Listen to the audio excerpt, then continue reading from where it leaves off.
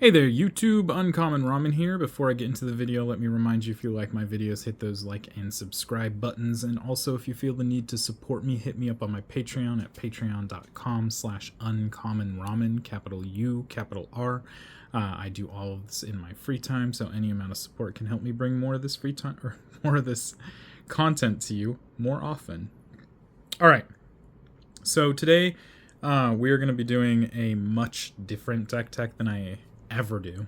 I don't tend to play in the competitive EDH or CEDH realms because I'm not really comfortable building in those realms. I just don't. I used to play competitively a lot when I was younger, and I try to avoid that kind of thing purposely, in fact. But today I had this deck tech because I have a couple of friends who play, and sometimes I want to jump in on their pods once in a while. So it's nice to have one at least sitting around. Today we're going to take a look at Yuriko, the Tiger Shadow. This has a lot of optimized cards in here. It has a lot of very try-hard strategies, and it will definitely feel sweaty. So let's take a look at Yuriko. Yuriko the Tiger Shadow is 1 a blue and a black for a 1/3 that has Commander Ninjutsu for 1 blue and a black, and whenever a ninja you control deals combat damage to a player, reveal the top card of your library and put that card into your hand. Each opponent loses life equal to that card's mana value. Alright, we're going to look at creatures first. Ooh, there's quite a few. Alright, we're going to start off with a Changeling Outcast for 1 black. It's a 1/1 with Changeling, and it can't be blocked.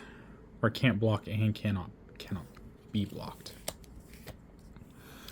We got Dothy Voidwalker for 2 black. It's a 3/2. It has Shadow. If a card would be put into an opponent's graveyard from anywhere, instead exile it with a Void counter on it, and you can tap and sacrifice Dothy Voidwalker to choose an exiled card an opponent owns with a Void counter on it, and you can play that card without paying its mana cost.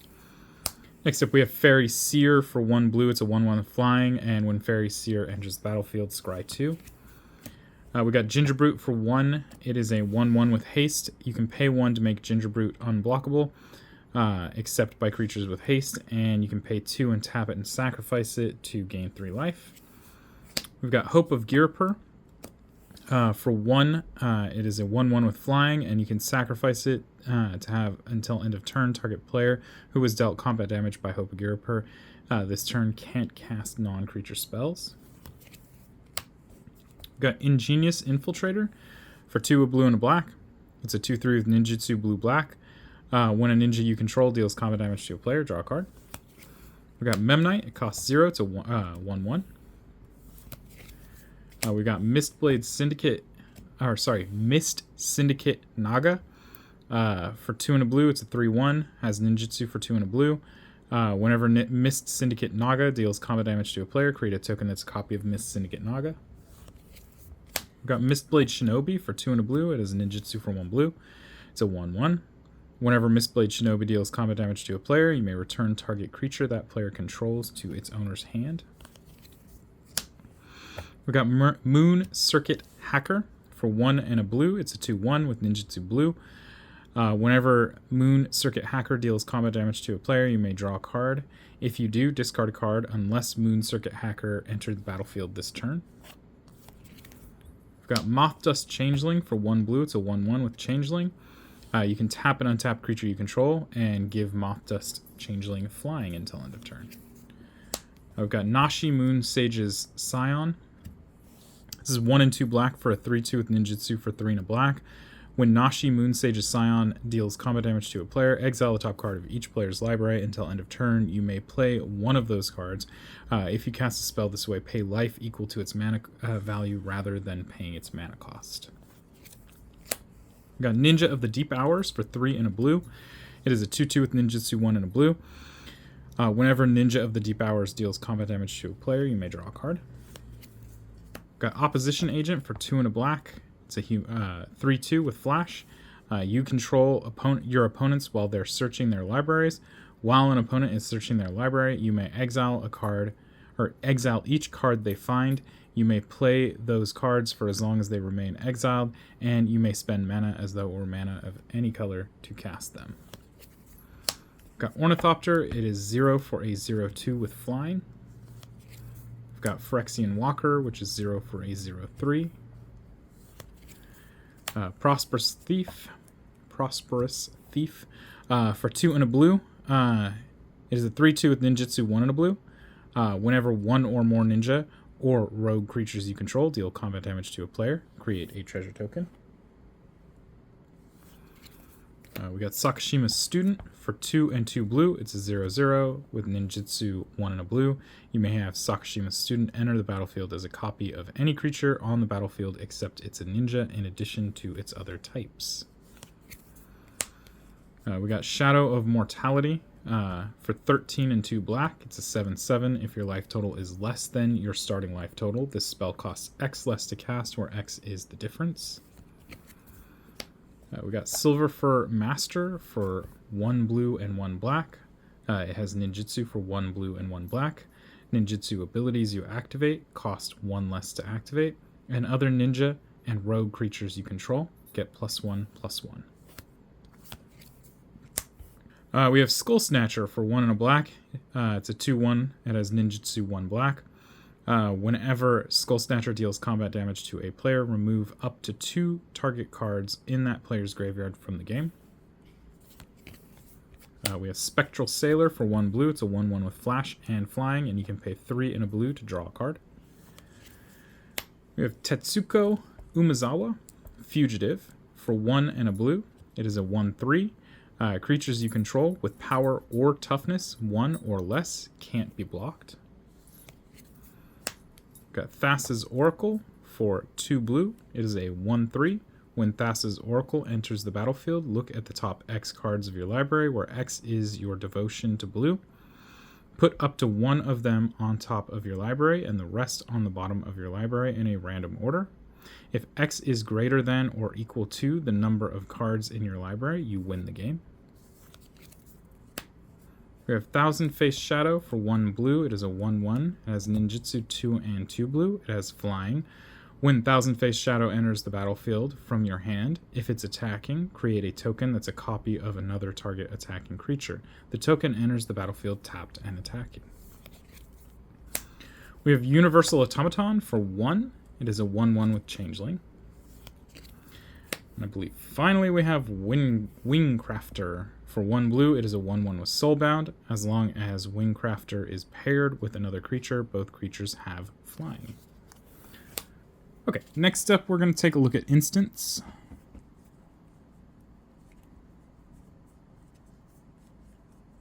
I will point out any proxies that I have as well. I think so far we have proxy less, but there will be some proxies in this deck. Starting with an offer you can't refuse for 1 blue, counter target non-creature spell. Its controller creates 2 treasure tokens. Brainstorm for 1 blue, draw 3 cards, then put 2 cards from your hand on top of your library in any order. Chain of Vapor for 1 blue, return target non-land permanent to its owner's hand, then that permanent's controller may sacrifice a land. If the player does, he or she may copy the spell and may choose new targets for that copy. Commandeer for 5 and 2 blue. You may exile 2 blue cards from your hand rather than pay this spell's mana cost. Gain control of target non-creature spell. You may choose new targets for it. Cyclonic Rift for 1 and a blue. Return target non-land permanent you don't control to its owner's hand. You can overload this for 6 and a blue. Deadly Rollick for 3 and a black. If you control a commander, you may cast the spell without paying its mana cost. Exile target creature. Demonic Consultation for 1 black. Choose a card name. Exile the top 6 cards of your library. Then reveal cards from the top of your library until you reveal a card with the chosen name. Put that card into your hand and exile all other cards revealed this way. Dig Through Time for 6 and 2 blue. It has Delve, and look at the top 7 cards of your library. Put 2 of them into your hand and the rest on the bottom of your library in any order. Dismember for 1 and 2 Phyrexian black. Target creature gets -5/-5 until end of turn. Dispel for 1 blue. Counter target instant spell. Fierce Guardianship for 2 and a blue. If you control a commander, you may cast the spell without paying its mana cost. Counter target non-creature spell. Flusterstorm for 1 blue. Counter target instant or sorcery spell unless its controller pays 1. It has Storm. Force of Negation for 1 and 2 blue. If it's not your turn, you may exile a blue card from your hand rather than pay this spell's mana cost. Counter target non-creature spell. If that spell is countered this way, exile it instead of putting it into its owner's graveyard. Force of Will for 3 and 2 blue. You may pay 1 life and exile 1 card from your hand rather than pay this spell's mana cost to counter target spell. We have Gush for 4 and a blue. You may return 2 islands you control to their owner's hand. Instead of paying Gush's mana cost, draw 2 cards. Limdual's Vault for 1 blue and 1 black. Look at the top 5 cards of your library. As many times as you choose, you may pay 1 life to put those cards on the bottom of your library and look at the top 5 cards of your library. Shuffle all but the top 5 cards of your library. Put those 5 cards on top of your library in any order, and effects that prevent or redirect damage cannot be used to counter this loss of life. Mental Misstep for 1 Phyrexian blue mana. Counter target spell with mana value 1. Misdirection for 3 and 2 blue. You may exile a blue card from your hand rather than pay Misdirection's mana cost. Change the target of target spell with a single target. Sorry about that. Mystical Tutor for 1 blue. Search your library for an instant or sorcery card, reveal it, then shuffle and put it on top. Snuff Out for 3 and a black. If you control a swamp, you may pay 4 life instead of paying Snuff Out's mana cost. Destroy target non-black creature. It cannot be regenerated.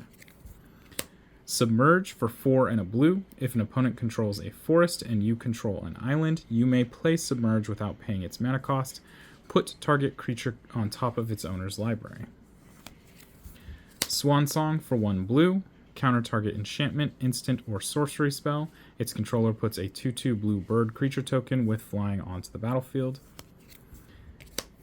Tainted Pact for 1 and a black. Exile the top card of your library. You may put that card into your hand unless it has the same name as another card exiled this way. Repeat this process until you put a card into your hand, or you exile 2 cards with the same name, whichever comes first. And finally, we have Vampiric Tutor for 1 black. Search your library for a card, then shuffle your library. Shuffle and put that card on top. You lose 2 life. Okay, so next up we're going to take a look at sorceries. Okay. Starting with Agadeem's Awakening. X and 3 black. Return from your graveyard to the battlefield any number of target creature cards that each have different converted mana costs, X or less.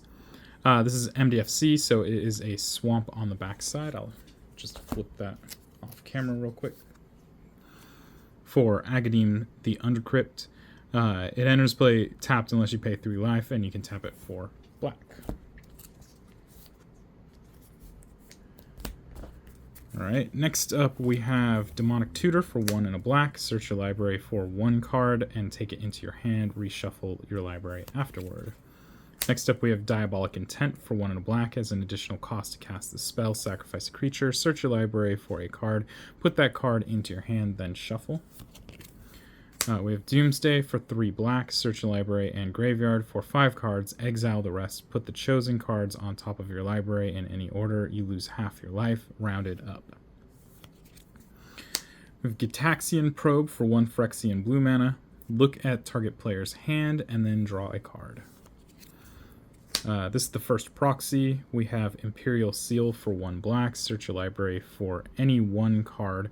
Shuffle your library and put that card on top of it. You lose 2 life. I know that it has been recently reprinted, but I never got a copy. So next up we have Scheming Symmetry for 1 black.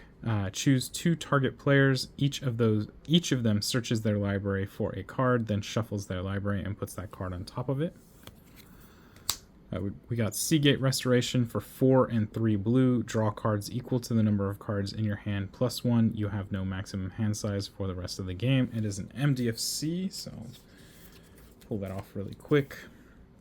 For Seagate Reborn, as Seagate Reborn enters the battlefield, you may pay 3 life, otherwise it enters tapped, and it taps for blue. Okay. Next up we have Temporal Mastery for 5 and 2 blue. Take an extra turn after this one. Exile Temporal Mastery. Miracle for 1 and a blue. And then we have Temporal Trespass for 8 and 3 blue. It has Delve. Take an extra turn after this one. Exile Temporal Trespass. Okay, next up is Artifacts.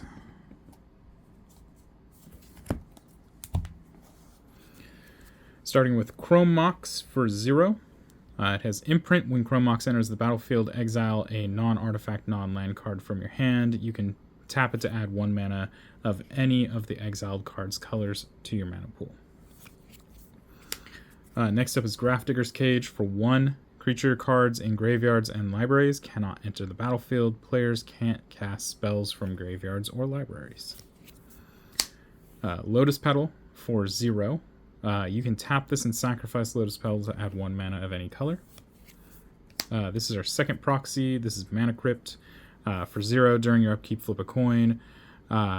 Opponent calls heads or tails while the coin is in the air. If the flip ends up in the opponent's favor, Mana Crypt deals 3 damage to you.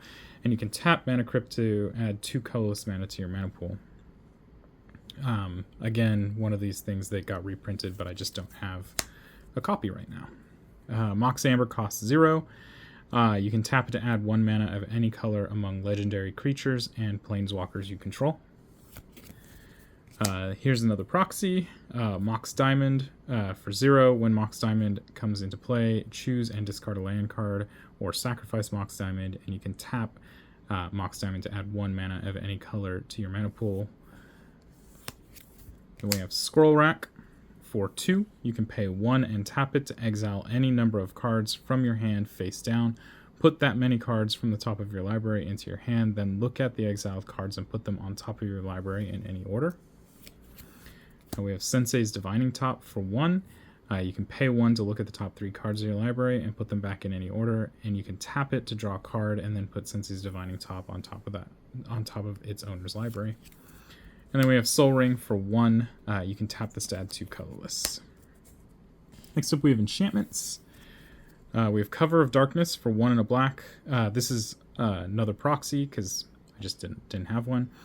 1 and a black. As Cover of Darkness enters the battlefield, choose a creature type. Creatures of the chosen type have fear. And then we have Mystic Remora for 1 blue. Cumulative upkeep 1. Whenever an opponent casts a non-creature spell, you may draw a card unless that player pays 4. Okay, next up is going to be non-basic lands, and this is where the majority of proxies are. A lot of these non-basic lands I actually have, but I just didn't have extra copies. So for instance, this Bloodstained Mire is indeed a proxy. It is a fetch land for black and red. City of Brass, whenever City of Brass becomes tapped, it deals 1 damage to you. You can tap it to add 1 mana of any color to your mana pool. Clearwater Pathway, which is the blue-black MDFC land. And black side is Murkwater Pathway.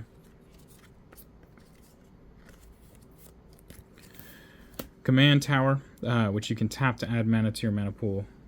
Add 1 mana to your mana pool of any of your commander's color identity.